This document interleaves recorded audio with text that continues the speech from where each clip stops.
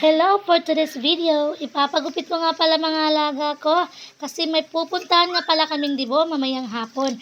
Kaya gusto rin naman nating mga nanay na presentable ang mga alaga natin. O yan na nga pala, sinunod na rin yung isa ko pang alaga.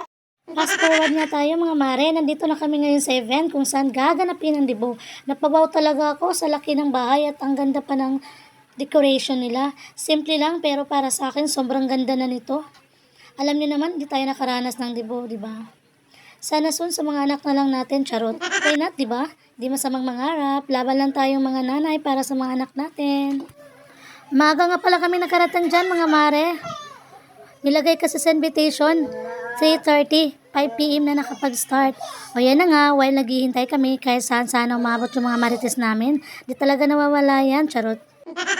O, di ba? Aura-aura muna. O, Pak, isa pa tong alaga ko. Nakiuso pa talaga. 0.5 daw, trending daw to ngayon sa TikTok. Shoota mare, natatawa talaga ako ng mga oras na yan. Kasi alam ko naman, mahihain tong alaga ko.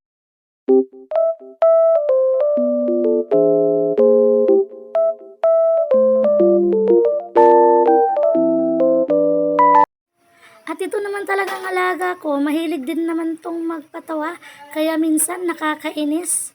At ito naman kumarilin ko, nasa gilid, todo retouch naman. At ito naman pala yung kabuuan ng buong kwarto, sobrang ganda, kaya kami namamangha, full of furnish pa lahat. Ang daming kwarto dito at ang laki pa ng bahay. Ito na mga alaga ko, inaya ko na ililibot daw namin ang buong bahay. At pumayag naman ako, sino ba naman akong tumanggi, charot.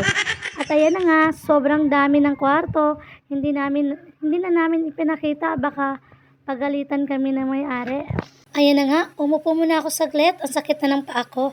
At yun na nga, nilibot na namin ang taas, sobrang dami ng kwarto.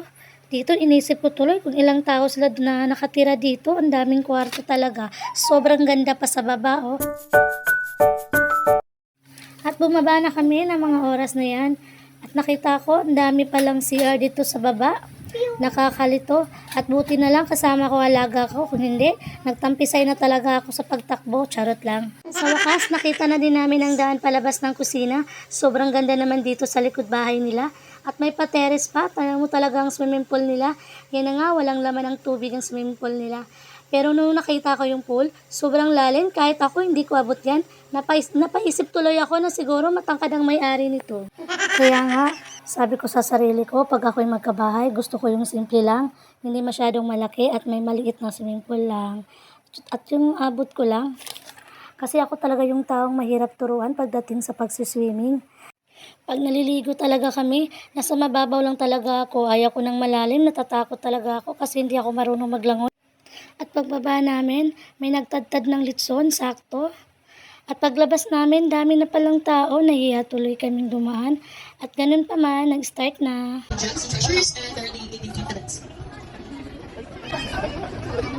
Coordinating jumps, Mrs. Irene Laura, Mrs. Concepcion Perez.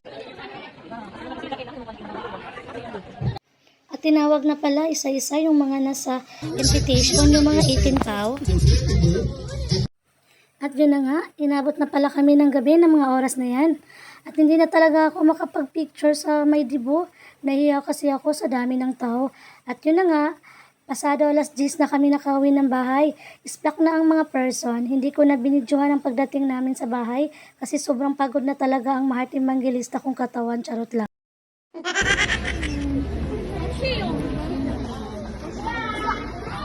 O siya, salamat sa panonood. Bye!